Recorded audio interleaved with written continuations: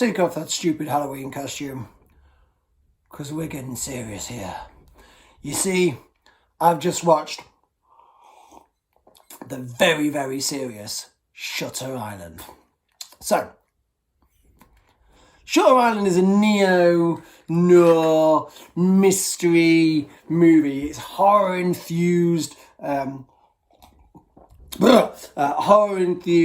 sort of a bit of a whodunit.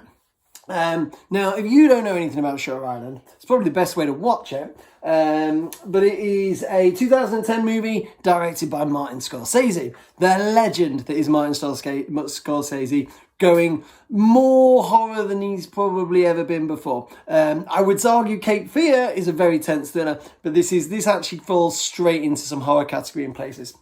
So what you've got is you have got a great pedigree of director, and he is showing off his directing skills in this with a stellar cast led by Leonardo DiCaprio. He plays the main character, a US Marshal called Teddy. You've got his partner's Chuck, played by the fantastic Mark Ruffalo, great and everything. Who else was there? Ben Kingsley was in charge of the islands. I'm getting ahead of myself. What is the simple plot of this film? Well, stop me if you've heard this one before. A girl goes missing on an island. So, cop has to go and find out what happened. You know, you've heard it before, I've heard it before, it's a classic story. But the slight tweak this time is that the cop is a US Marshal, Teddy and his partner Chuck go to an island, which is an island for the criminally insane. It's like a prison island. And a patient that was a murderer, a woman that was a murderer, has gone missing. And they need to see if they can track her down and find out where she is. Now, in the background of all of this, you have got the fact that Leonardo DiCaprio's character is having visions of his his ex-wife, Michelle Williams, fantastic actress again, who he keeps envisioning her death. Some pretty graphic dying in flames and fire and turning to ash scenes, and that's kind of haunting him. You've got a bit of conflict on the island with the doctors. Max von Sydow, what's his name? The guy from The Exorcist, Max von Sydow? Shadow? I want to say Shadow, but that's his place. He's like an evil German doctor who thinks we should just let's like lobotomize everybody and let's just do experiments on them because, this is set in the 1950s, so he's only just come out of World War II. We're not entirely sure if he's a goodie yet. But even in the side characters, they really flesh this out. You've got Ted Levine, big fat lady, he's in there. And the guy I love, I wrote his name now because I always forget it, John Carroll Lynch, who's great. He's in Zodiac. He's absolutely brilliant actor. And you've even got Crappy Freddy. What's his name? Jackie Earl Hurley, something like that. So you've got all these people turning up and fleshing out this film that has a very, very basic story, but they give it a bit more oomph and a bit more effed. And it plays straight. It plays deadly serious. So that's it. That's basically the story. You've seen it before. You know the story. I don't have to go on that too much. It is based on a book written by Dennis Lehane, who wrote some other movies such as Gone Baby Gone and Mystic River. So what did I like about this movie? Well, it's a Scorsese movie. So, in the Scorsese movie, you are getting great shots, great cinematography, great direction. He gets a lot out of his actors as well. It looks money, but it also takes its time like Scorsese films. He is not going to be pushed and bent and beat by the studio system. He is going to show you the movie he wants to show you. And he also plays it old school, a bit like he did in Cape Fear. The music, it comes bounding over at points and has that this, it's set in the 50s, but this film could have been filmed in the 50s.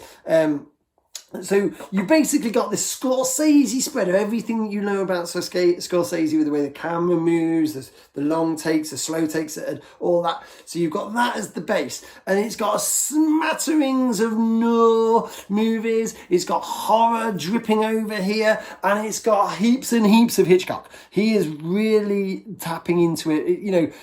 If this had been a Brian De Palma movie, I would have believed it. By the way, it's very Hitchcockian. So that is really, really good about it. The cast are great. Some of the effects are a bit grisly, and that's what's good about it. So that kind of leads me on to what did I not like about it. Now, I don't know if I'm going way off traction for most of the world here, but I think this film's shit. I thought it sucked because it's so predictable. I mean, it's 2 hours of a film we have seen before, and everything about it. There's not a smidging of an exciting idea in this film. It is so predictable that I found myself going, if you're going to use the setup of a guy going to an island where, you know, I'm not going to spoil it, but you know things aren't as they seem, and you know what sort of island it is, and you know what sort of people are on there, you can pretty much guess where the story's going. Within 15 minutes of it starting, you kind of go, okay. And in fact, there's even like some things at the beginning where I'm like, wait a second.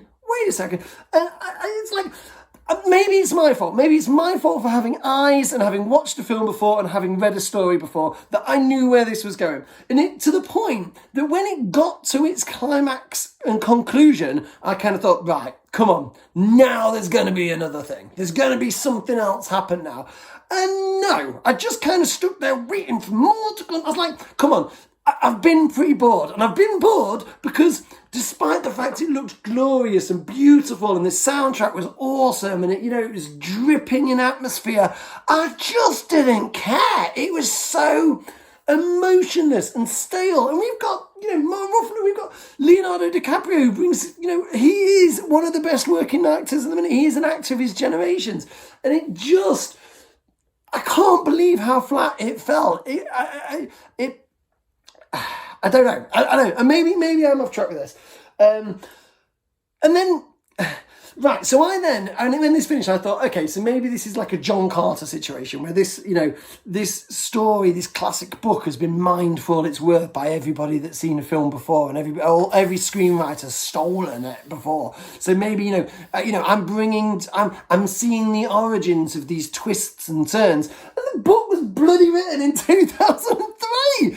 I'm like, jeez, let's just sue this guy. Get everybody that's ever written The Guy Goes to Investigate an Island together and just put a class action lawsuit about him. Because this made a shitload of money, probably because of the names involved. And I was so disappointed. I love Scorsese. I love Cape Fear, and I think this really has that feel of that throwing in the old nostalgia in the same way the music comes in. But it had none of the impact and none of the emotion for me. And I don't want to talk about it, but I'm going to mention the fact that there is something at the very, very end that I was like, so what? I don't care anymore. And I went online to sort of just check some elements out about this film because I was thinking, am I so off piece with this? Am I so off piece? And people are talking about the greatest ending of all time, and it's up there in the top 10 endings, and the mystery surrounding what happened at the very... No, not at all. It's trash. Do you know what?